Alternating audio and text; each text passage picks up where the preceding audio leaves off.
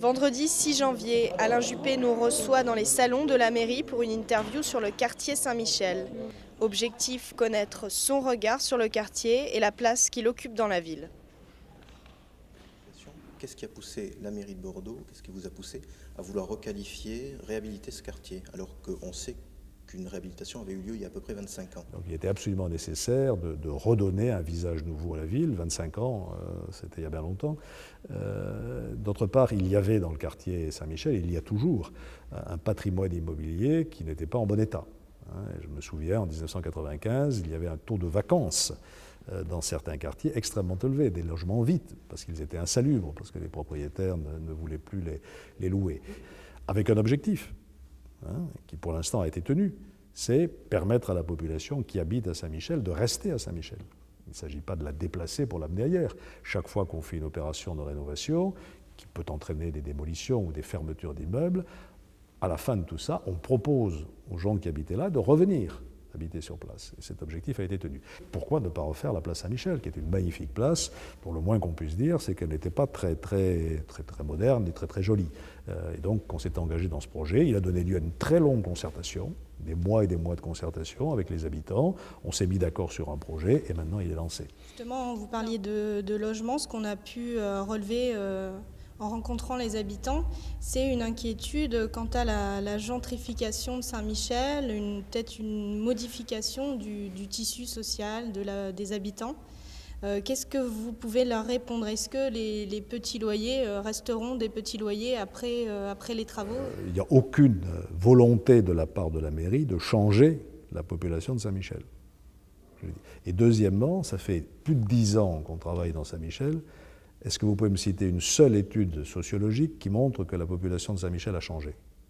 Et indépendamment des études sociologiques, allons nous promener dans Saint-Michel, est-ce que le visage du quartier, au bout de 10 à 15 ans, a changé? Est-ce qu'il y a eu cette gentrification dont on nous parle? Non. Alors sur les loyers, vous aviez à Saint-Michel des logements insalubres. Vous aviez des marchands de sommeil.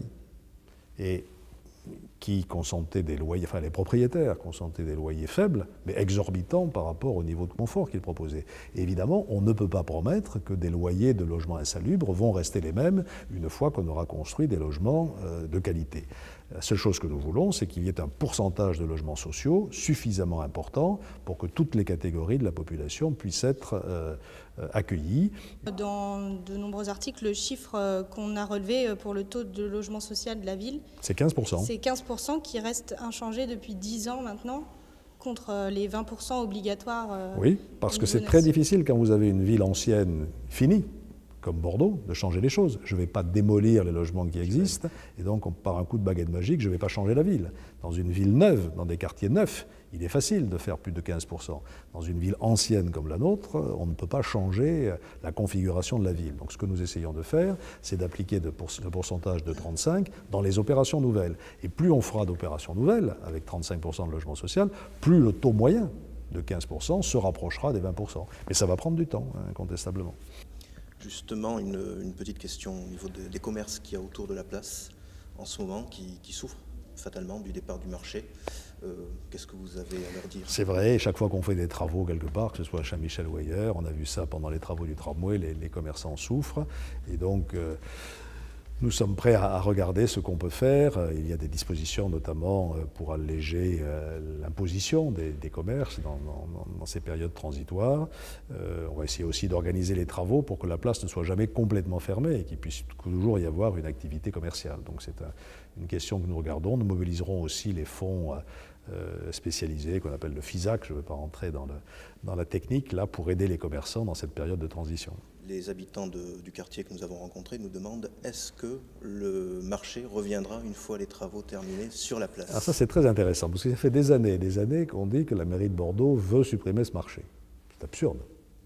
On n'y a jamais pensé. C'est au contraire une richesse pour le quartier, mais aussi au-delà, pour Bordeaux, puisque, je le disais, il attire une fréquentation qui vient parfois de loin. Alors on est obligé de le déplacer pour la réalisation des travaux, Et moi, j'avais pris un pari. J'avais dit une fois qu'on aura réinstallé ce marché sur le quai des Salinières, vous allez voir, les commerçants ne voudront plus bouger. Et c'est un peu ce qui se passe. Au début, quand on leur a dit il va falloir vous déplacer, ça a été affreux, il y a eu des protestations, des articles dans la presse, et tout s'est très bien passé. Il va de soi que lorsque les travaux seront terminés, d'ici 2 ans environ, puisque ce sont des travaux très importants, le marché a vocation à retrouver la place Saint-Michel, qui est son écrin naturel. Si vous êtes plutôt Los Dos Hermanos ou la Tupinia? Les deux, les deux. J'adore Los Dos Hermanos, j'aime bien la salle voûtée, là, et je vais souvent y manger la paella. Et puis j'aime bien la Tupina aussi, alors c'est pas du tout le même niveau de restauration, mais dans une ville comme Bordeaux, on a besoin des deux, et j'apprécie les deux. Ok, ben merci beaucoup. Merci. Monsieur le ministre. Voilà. L'entretien est terminé, 11 minutes montre en main, peut-être un peu court pour évoquer toute la situation à Saint-Michel.